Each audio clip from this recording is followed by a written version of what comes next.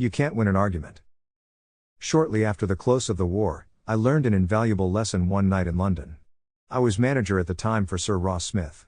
During the war, Sir Ross had been the Australian ace out in Palestine, and, shortly after peace was declared, he astonished the world by flying halfway around it in 30 days. No such feat had ever been attempted before. It created a tremendous sensation. The Australian government gave him $50,000, the King of England knighted him, and, for a while, he was the most talked of man under the Union Jack, the Lindbergh of the British Empire. I was attending a banquet one night given in Sir Ross's honour, and during the dinner, the man sitting next to me told a humorous story which hinged on the quotation, "There's a divinity that shapes our ends, rough hew them how we will."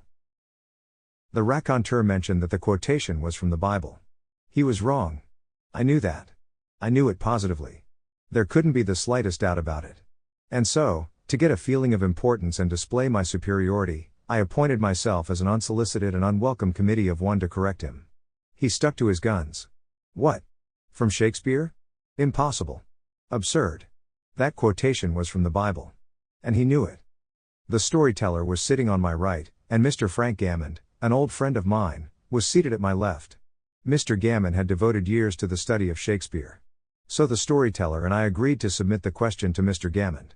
Mr. Gammond listened, kicked me under the table, and then said, "Dale, you are wrong. The gentleman is right. It is from the Bible."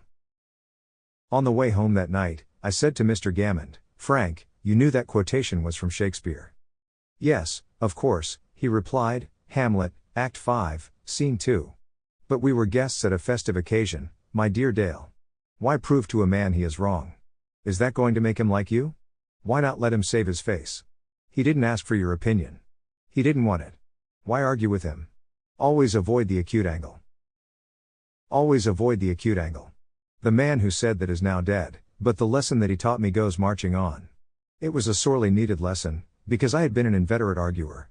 During my youth, I had argued with my brother about everything under the Milky Way. When I went to college, I studied logic and argumentation, and went in for debating contests. Talk about being from Missouri, I was born there. I had to be shown. Later, I taught debating and argumentation in New York, and once, I am ashamed to admit, I planned to write a book on the subject. Since then, I have listened to, criticized, engaged in, and watched the effects of thousands of arguments. As a result of it all, I have come to the conclusion that there is only one way under high heaven to get the best of an argument, and that is to avoid it. Avoid it as you would avoid rattlesnakes and earthquakes. 9 times out of 10, an argument ends with each of the contestants being more firmly convinced than ever that he is absolutely right. You can't win an argument. You can't, because if you lose it, and if you win it, you lose it. Why? Well, suppose you triumph over the other man and shoot his argument full of holes and prove that he is non compos mentis. Then what? You will feel fine. But what about him? You have made him feel inferior. You have hurt his pride. He will resent your triumph. And, a man convinced against his will is of the same opinion still. The Penn Mutual Life Insurance Company has laid down a definite policy for its salesmen: don't argue. Real salesmanship isn't argument. It isn't anything even remotely like argument. The human mind isn't changed that way. To illustrate, years ago, a belligerent Irishman by the name of Patrick J. O'Hare joined one of my classes. He had had little education, and how he loved to scrap. He had once been a chauffeur, and he came to me because had been trying, without much success, to sell automobile trucks. A little questioning brought out the fact that he was continually scrapping with and antagonizing the very people he was trying to do business with. If a prospect said anything derogatory about the trucks he was selling, Pat saw red and was right at the man's throat. Pat won a lot of arguments in those days. As he said to me afterwards, I often walked out of a man's office saying, "I told that bird something." Sure, I had told him something, but I hadn't sold him anything. My first problem was not to teach Patrick J. O'Hare to talk. My immediate task was to train him to refrain from talking and to avoid verbal fights. Mr. O'Hare is now one of the star salesmen for the White Motor Company in New York. How does he do it? Here is his story in his own words. If I walk into a buyer's office now and he says, "What? A white truck? They're no good. I wouldn't take one if you gave it to me. I'm going to buy the Huzite truck," I say, "Brother, listen, the Huzite is a good truck. If you buy the Huzite, you'll never make a mistake. The Huzites are made by a fine company and sold by good people." He is speechless then. There is no room for an argument. If he says the Husite is best and I say sure it is, he has to stop. He can't keep on all afternoon saying, it's the best, when I'm agreeing with him. We then get off the subject of Husite, and I begin to talk about the good points of the white truck. There was a time when a crack like that would make me see scarlet and red and orange. I would start arguing against the Husite, and the more I argued against it, the more my prospect argued in favor of it, and the more he argued, the more he sold himself on my competitor's product. As I look back now, I wonder how I was ever able to sell anything. I lost years of my life in scrapping and arguing. I keep my mouth shut now. It pays. As wise old Ben Franklin used to say, if you argue and rankle and contradict, you may achieve a victory sometimes, but it will be an empty victory because you will never get your opponent's goodwill. So figure it out for yourself. Which would you rather have, an academic, theatrical victory or a man's goodwill? You can seldom have both. The Boston Transcript once printed this bit of significant doggerel. Here lies the body of William J., who died maintaining his right of way. He was right, dead right, as he sped along. But he's just as dead as if he were wrong.